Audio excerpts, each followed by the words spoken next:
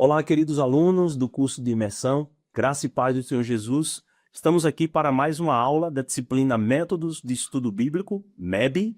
Nós vamos hoje falar sobre o terceiro passo do método indutivo de estudar a Bíblia, que é a aplicação. E eu queria chamar a sua atenção para a importância dessa disciplina e de mais esse passo, como aplicar a Bíblia à nossa vida diária. Eu queria relembrar para vocês os passos do estudo indutivo, que são 3. O primeiro, observe o texto bíblico. E a pergunta principal é, o que vejo?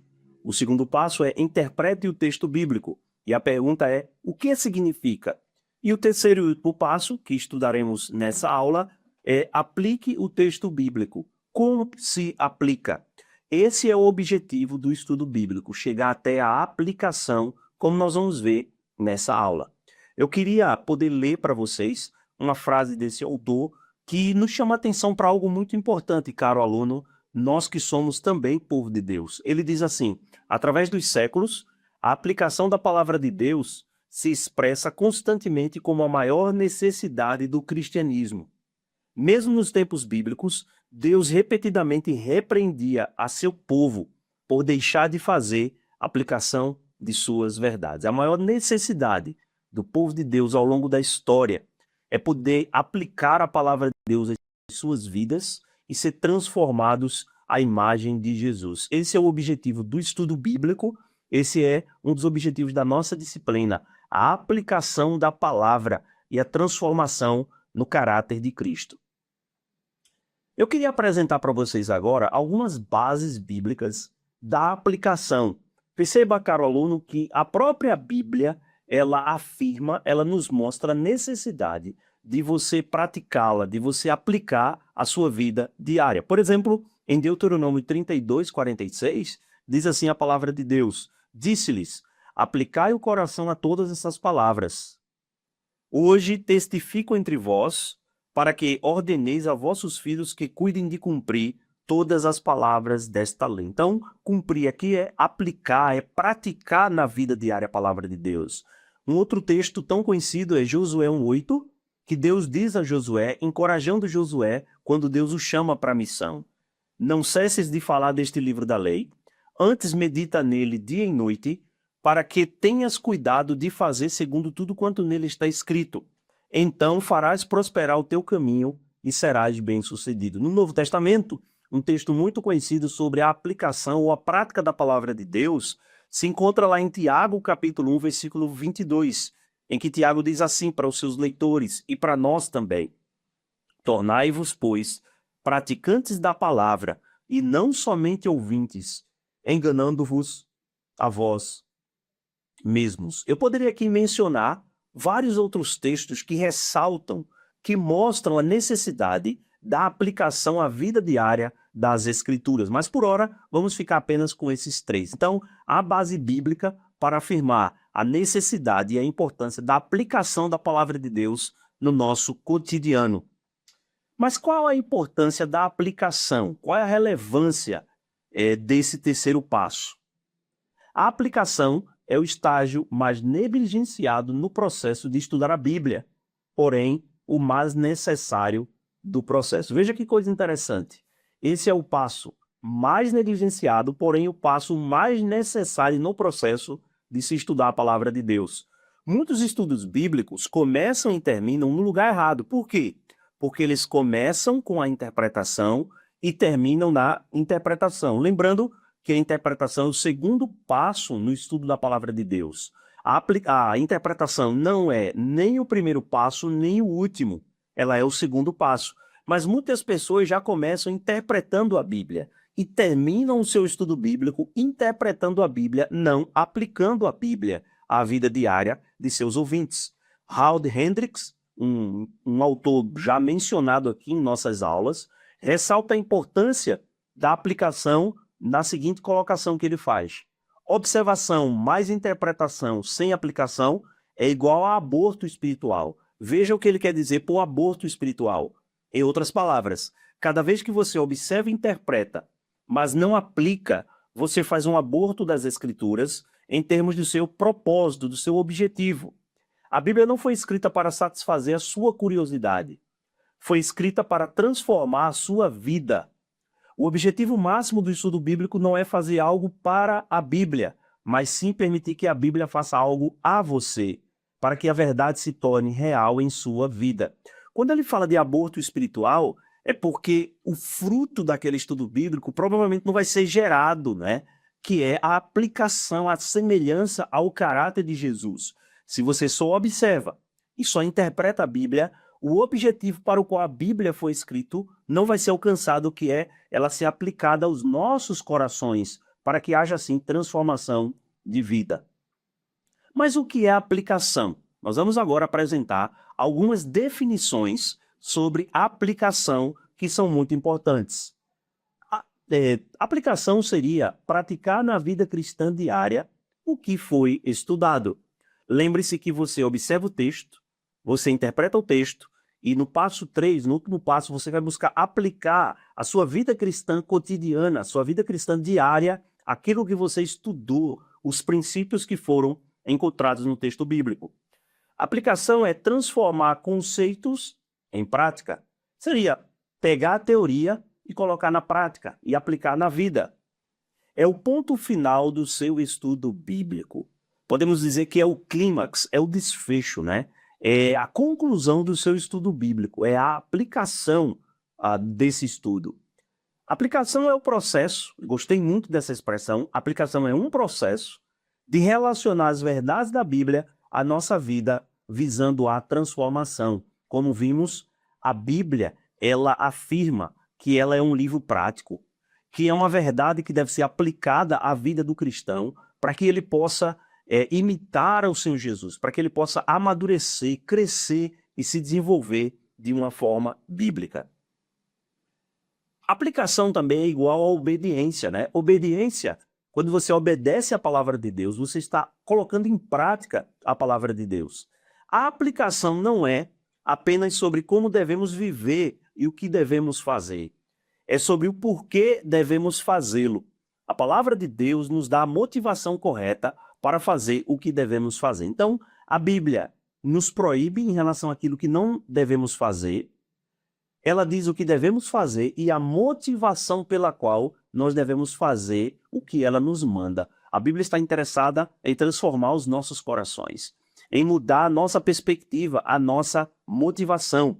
Veja, por exemplo, nesse gráfico aqui, nesse diagrama, nesse slide aqui, quando Deus pede do seu povo, de mim e de você, a obediência, Deus nos motiva a obedecê-lo. Como Deus, ele tem o direito de ser obedecido. Ele não precisaria mostrar a razão pela qual, caso ele quisesse, nós deveríamos obedecer. Ele só precisaria dar ordem. Não matarás, honra teu pai e tua mãe. E pronto, caberia a nós, como criaturas e filhos de Deus, obedecer. Mas Deus é um Deus tão amoroso, tão sábio e tão gracioso, que quando geralmente ele pede algo de nós, ele nos oferece um motivo. Por exemplo, em Efésios capítulo 5, do 25 ao 33, Paulo está falando sobre os papéis na família. Ele vai falar para os maridos, ele diz assim: maridos, amem sacrificialmente as suas esposas. Por que os maridos devem amar as suas esposas sacrificialmente? Porque é assim que Cristo nos ama. E é o melhor para nós. Aquele que ama sua esposa, ama a si mesmo. Então, a motivação pela qual um marido deve amar a sua esposa é porque Cristo ama a sua igreja e ele, esse marido, ele é amado por Jesus. Veja, por exemplo, os 10 mandamentos em Êxodo capítulo 20, do 3 ao 17. Você conhece provavelmente os 10 mandamentos, né? Por que é que Deus pede do seu povo? Vamos pensar lá no primeiro mandamento. Não terás outros deuses além de mim. Por quê? Porque eles são dados logo após a lembrança do amor redentor de Deus que resgatou o seu povo no Egito. Nos versos 1 e 2, Deus diz que essas são as palavras que ele disse. Ele, que é o Senhor Deus desse povo, que tirou aquele povo do Egito. Então, por causa de quem Deus é, por causa daquilo que ele fez, ele chama o povo a obedecer as 10 palavras ou os 10 mandamentos. Josué, capítulo 1, do 6 ao 9, Deus dá 3 vezes a mesma ordem a Josué. Josué, ser forte e corajoso, ser forte e corajoso, ser forte e corajoso. Por quê? Porque se a gente for ver, essa ordem, ou essas ordens são colocadas no contexto da promessa de Deus, da palavra de Deus e da presença de Deus. Por que, em primeiro lugar, Josué deveria ser forte e corajoso? Porque Deus prometeu que o povo iria herdar a terra. Segundo lugar, porque Deus tinha dado a sua palavra como um guia, um norte, uma bússola a Josué. Mas em terceiro lugar, Josué não deveria temer e deveria ser corajoso, porque Deus promete a sua presença, encorajando e fortalecendo Josué. Então nós aprendemos como Deus nos motiva a obedecer. Eu quero dar para você, aluno, agora uma dica prática de como você pode fazer e elaborar as aplicações no estudo bíblico. Fique atento.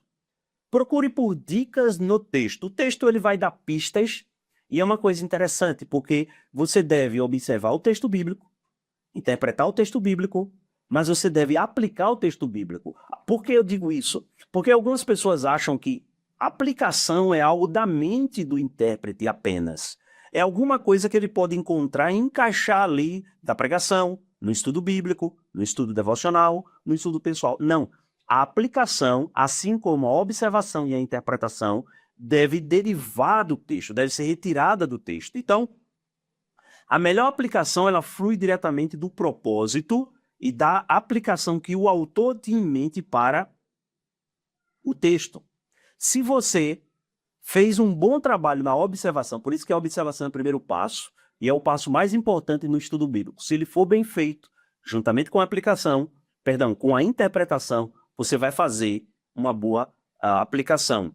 Então, se você fez um bom trabalho na observação e chegou a um bom entendimento do significado do texto, que é a sua interpretação, então a aplicação não vai parecer forçada ou artificial, mas irá fluir livremente da passagem. Então, a aplicação, tal como a interpretação, deve ser fiel ao texto bíblico.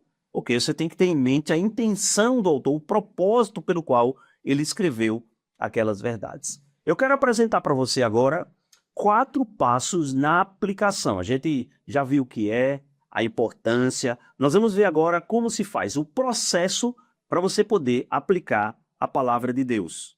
Primeiro, conheça o texto. Lembre-se que o objetivo, lá atrás, quando vimos na aula sobre a observação, na aula 2, que o objetivo da observação é me ajudar a estar familiarizado com o texto. Então, se eu observei bem o texto, provavelmente eu vou estar bem familiarizado, eu vou conhecer.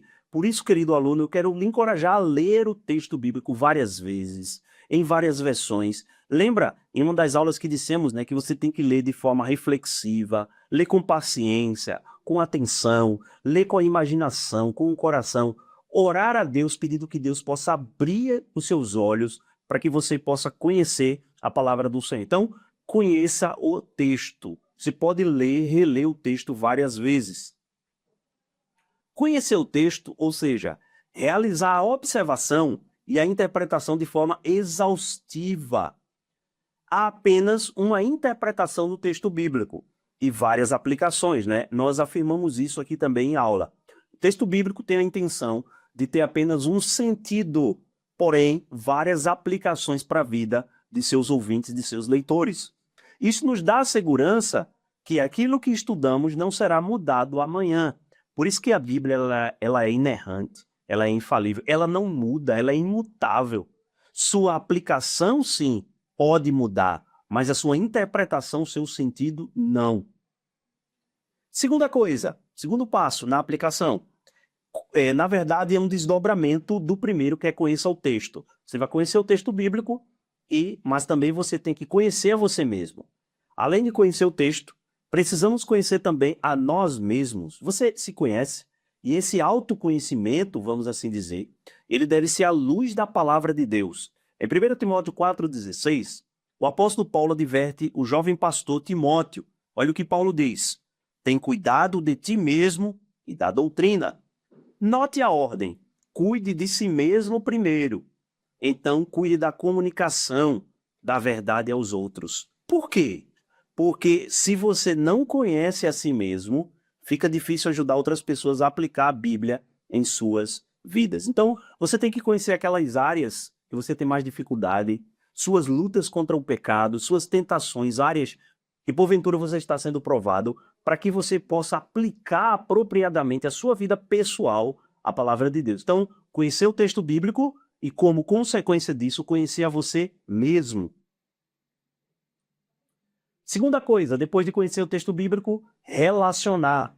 Você precisa fazer essas relações do texto com sua realidade. Tendo conhecimento do texto e da nossa realidade, o contexto em que estamos, o que estamos vivenciando, devemos relacionar a palavra de Deus com a nossa própria experiência pessoal. Na verdade, entende-se melhor o cristianismo como sendo uma série de novos relacionamentos. Relacionamento com Deus, relacionamento com o próximo, relacionamento com a criação. O padrão bíblico para isso é 2 Coríntios 5,17. Paulo diz, e assim, se alguém está em Cristo está unido a Cristo, é ter recebido a Cristo como Salvador, é estar posicionado em Cristo. Quem está em Cristo é nova criatura, ou literalmente nova criação. As coisas antigas já passaram, eis que se fizeram novas. Você agora tem uma nova maneira de se relacionar com Deus, com o próximo e com a criação. Então leve em consideração, no ato de aplicar a palavra de Deus, que você vive em cima nova realidade e você está inserido nesses relacionamentos.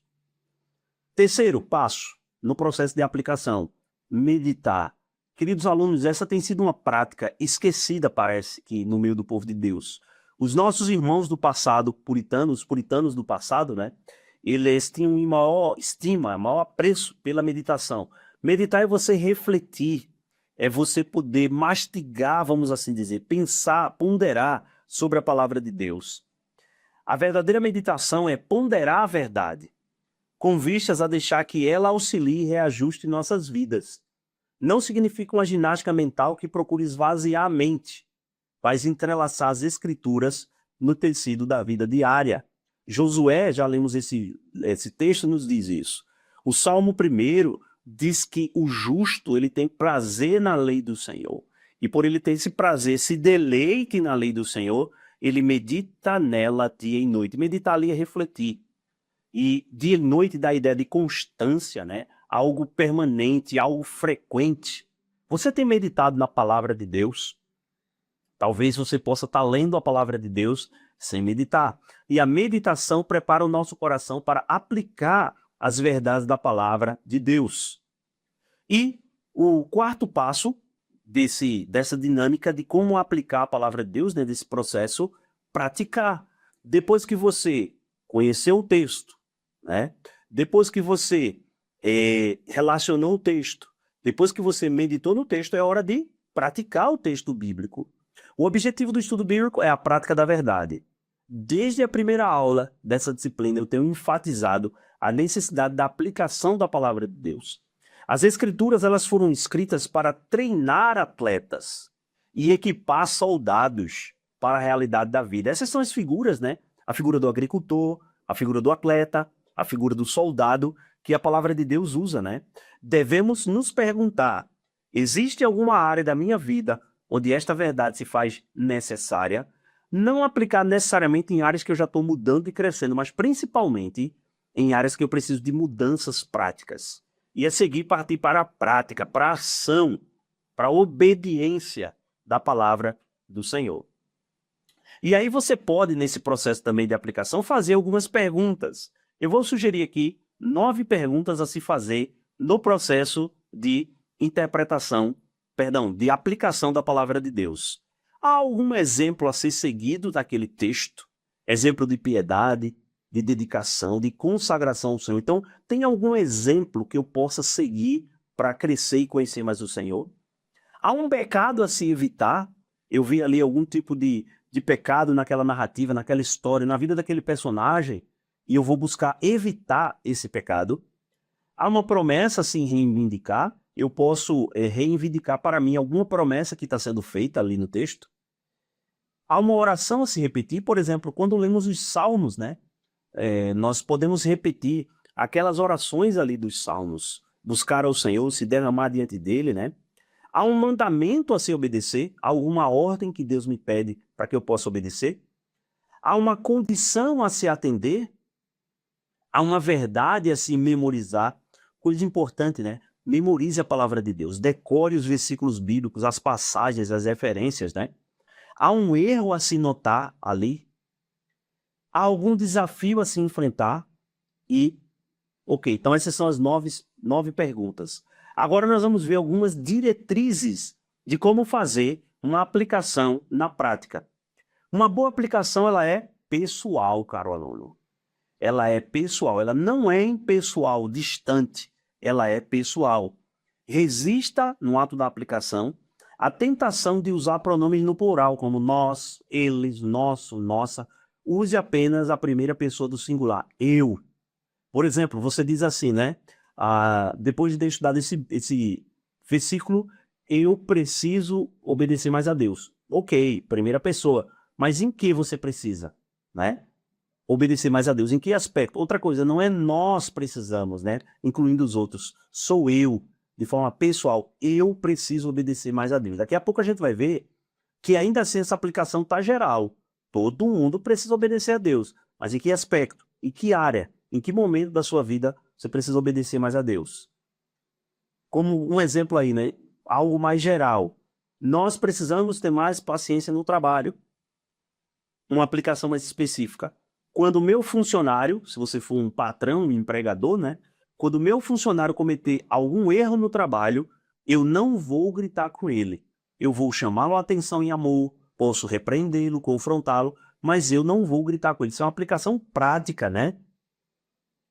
Exemplo, Filipenses 2:14. Uma aplicação também, uma boa aplicação, ela deve ser específica, agora sim, né? Algumas coisas que eu destaquei do ponto anterior se aplicam principalmente a esse ponto aqui. Não seja superficial. Coloque, como a gente diz nessa expressão, o dedo na ferida. Ou seja, vá direto ao problema. Não diga, Deus quer que eu obedeça mais. Isto é muito amplo, é muito geral. Obedecer mais em que área? Qual área eu menos obedeço? Você escreve a área e faça um plano para mudar. Ou seja, por exemplo, Deus quer que eu obedeça mais ao meu pai quando eu estou fazendo alguma coisa e digo, depois eu vou fazer isso, papai. Então, na hora que ele me pedir, eu vou poder obedecer a ele. Claro, a não ser que eu esteja fazendo alguma coisa que seja impossível de eu parar, eu vou obedecer meu pai de forma imediata. Veja a aplicação pessoal e também específica. Eu vou obedecer mais a Deus nessa área que eu tenho lutado contra ela. Que seja mensurável, ou seja, que você possa medir. É preciso, em algum momento, verificar se algo foi mudado na sua vida, né? Se está havendo progresso, crescimento, mudança, isso é muito importante.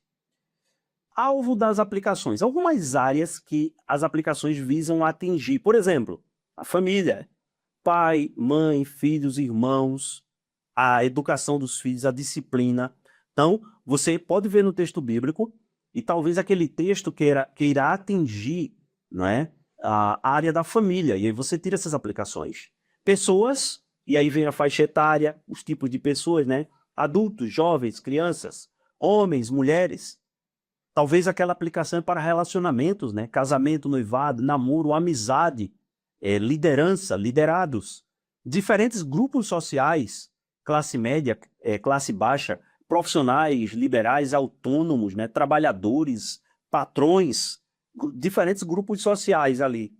Talvez é para a igreja, áreas da igreja como liderança, ministério, membros, novos convertidos. Talvez a aplicação vise também algumas atividades, como trabalho, estudo, curso, diversão, esportes, hobbies, lazer. Talvez algumas necessidades como doença, desemprego, dívidas, algumas demandas, ou na própria área da espiritualidade. A vida de oração, a leitura bíblica, comunhão, serviço, evangelismo, ensino. Ou seja, são vários alvos que a aplicação tenta atingir e nós estamos nesses diferentes relacionamentos. Vamos ver na prática um exemplo de uma aplicação a partir de um texto bíblico lá da segunda epístola de João, dos versículos 9 a 11, porque não tem capítulo, né? A segunda João. Então vamos ver lá. O princípio extraído. Você pode acompanhar o texto aí, onde você está assistindo essa aula. Deus não deseja que eu ofereça qualquer tipo de cooperação para com aqueles que rejeitaram o evangelho e passaram a pregar outra mensagem que compete com Cristo. O nega e visa destruir a verdadeira igreja. Vamos ver uma aplicação dessa passagem bíblica e esse princípio que foi extraído. Aplicações. Primeiro, por exemplo, bem específico. Eu não vou comprar o material que as testemunhas de Jeová me oferecem na porta de casa, porque é um grupo herético, é uma seita. E na sua segunda epístola, João está combatendo aqueles que negam ao Senhor Jesus, negam a sua pessoa e a sua obra. E há um grupo, dentre esses, as testemunhas de Jeová, que negam a divindade de Jesus, por exemplo. Então, adquirir o material desse grupo seria eu poder contribuir com o progresso e crescimento. Então, eu não vou, é uma aplicação específica. Outra aplicação, ao conhecer um novo pastor ou igreja, eu vou avaliar, por meio de conversas e testemunhos, se o pastor ou a igreja é realmente um propagador do verdadeiro evangelho. Se for, estarei à disposição para ajudá-lo no que for possível. Se não, não oferecerei nenhum tipo de apoio formal ou informal. Outra aplicação prática do texto de 2 João 9 a 11. Não vou contribuir em campanhas de outras religiões, feitas para o seu progresso ministerial. E aí, caro aluno, eu quero concluir essa aula sobre a aplicação, que é a prática da palavra de Deus, com esta frase que diz assim: por sua própria natureza, uma aplicação é algo pessoal. O objetivo mais profundo, porém, é uma transformação do seu caráter. Esta mudança tem de originar-se no seu interior, no coração. O Espírito Santo lhe dará a sabedoria e a coragem das suas convicções quando aplicar a palavra de Deus. Eu espero que essa aula tenha sido útil para você e que você possa ver com outros olhos a importância e a necessidade de aplicar a palavra de Deus. Você deve estudar a Bíblia, observá-la bem. Você deve interpretar a Bíblia, mas você deve aplicar a Bíblia para que assim você possa obedecer ao Senhor e ser mais parecido com Jesus. Esse é o objetivo de Deus ao nos deixar a sua palavra. A palavra de Deus é uma ferramenta nas mãos de Deus para mudar a nossa vida, para nos fazer mais tementes ao Senhor e mais parecido com Jesus. Que Deus abençoe a sua vida, boa aula, bons estudos, em nome de Jesus.